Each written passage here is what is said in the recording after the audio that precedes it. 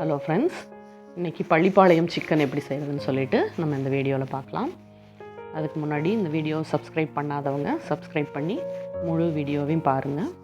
கண்டிப்பாக உங்களுக்கு பிடிக்கும். இதுக்கு நாட்டுக்கோழி 1 கிலோ சுத்தம் பண்ணி எடுத்து வச்சுருக்கோம். மேக்ஸிமம் இதில் வந்துட்டு ஃப்ளஷ் அதிகமாக இருக்கிற மாதிரி எடுத்துக்கோங்க. இப்போ அதை நல்லா வாஷ் பண்ணி எடுத்துகிட்டு தண்ணி நல்லா பிழிஞ்சு எடுத்துகிட்டு உப்பு, மஞ்சத்தூள், இஞ்சி பூண்டு பேஸ்ட்டு சேர்த்துட்டு இதை நல்லா நம்ம மிக்ஸ் பண்ணி ஒரு அரை மணி நேரம் ஊற வச்சிடலாம். மஞ்சத்தூள் போடும்போது தான் உங்களுக்கு அந்த சிக்கனோட ஸ்மெல் இல்லாமல் இருக்கும். அதுக்காக தான் நம்ம நல்லா கம்ப்ளீட்டாக இதை மிக்ஸ் பண்ணிவிட்டு ஒரு 1/2 hour கிட்ட க்ளோஸ் பண்ணி ஊற வச்சுருவோம். இப்போ மசாலா ரெடி பண்ணலாம். இதுக்கு வரமிளகாயில் நம்ம இதை 2ஆக கட் பண்ணி நல்லா காய வச்சிட்டிங்கன்னா இந்த வரமிளகாய் அந்த மாதிரி ஒடிச்சா ஈஸியாக இருக்கும். இது நம்ம கம்ப்ளீட்டாக இது உள்ளே இருக்கிற விதையெல்லாம் எடுத்துடலாம். ஏன்னா உங்களுக்கு இந்த சிக்கன் வெரைட்டிக்கு வெறும் அந்த மிளகாயோட அந்த அவுட்ரு போர்ஷன் மட்டும் இருந்தால் தான் ரொம்ப டேஸ்ட்டாக இருக்கும். இப்போ இந்த விதையை கம்ப்ளீட்டாக எடுத்துருவோம். ஏன்னா நம்ம அடிஷ்னலாக பச்சை மிளகாயும் சேர்த்துறதுனால நம்மளுக்கு இதில் இருக்கிற அந்த காரம் போதும்.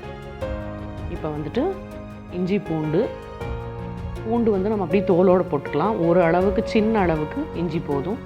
காரத்துக்கு தகுந்த மாதிரி பச்சை மிளகாய், கொஞ்சம் புதினா இலை சேர்த்துட்டு இந்த மாதிரி கரகரப்பாக அரைச்சி வச்சுக்கணும். தண்ணி விட வேண்டாம், அந்த மாதிரி ட்ரையாக இருக்கணும் உங்களுக்கு. அப்போ தான் அந்த ஒரிஜினல் டேஸ்ட் இல்லைன்னா புதினாவில் தண்ணி விட்டால் அந்த டேஸ்ட்டு மாறிடும். இப்போ தேங்காய் எண்ணெய் 5 ஸ்பூன், கடுகு 1 ஸ்பூன், சோம்பு 1 ஸ்பூன் சேர்த்துருக்கோம். இது நல்லா பொரிஞ்சதுக்கப்புறம் கருவேப்பிலை,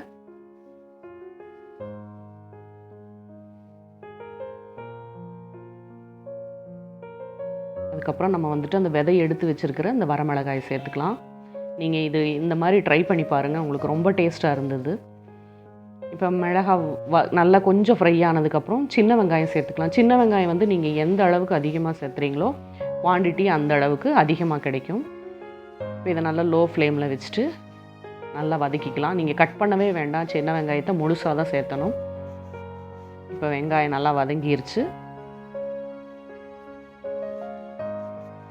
இப்போ நம்ம கலந்து வச்சுருக்கிற இந்த சிக்கன் பீசஸை இதில் சேர்த்துக்கலாம். இது நம்ம தண்ணி சேர்த்த வேண்டாம், நல்லா ஃபஸ்ட்டு மிக்ஸ் பண்ணிக்குவோம். இந்த சின்ன வெங்காயம், வரமிளகாய் இதோட ஃப்ளேவர் கம்ப்ளீட்டாக இதில் இறங்குற அளவுக்கு நல்லா கலந்துக்கலாம்.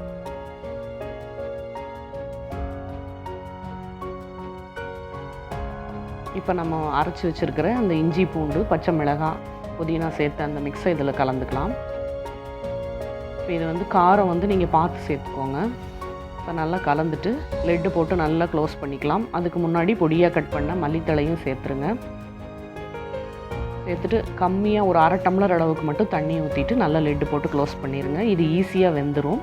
இப்போ சைமல்டேனியஸாக பக்கத்தில் கொஞ்சம் தேங்காய் எண்ணெயில் அந்த மாதிரி பொடியாக கட் பண்ண தேங்காயை நல்லா ஃப்ரை பண்ணி எடுத்துக்கலாம்.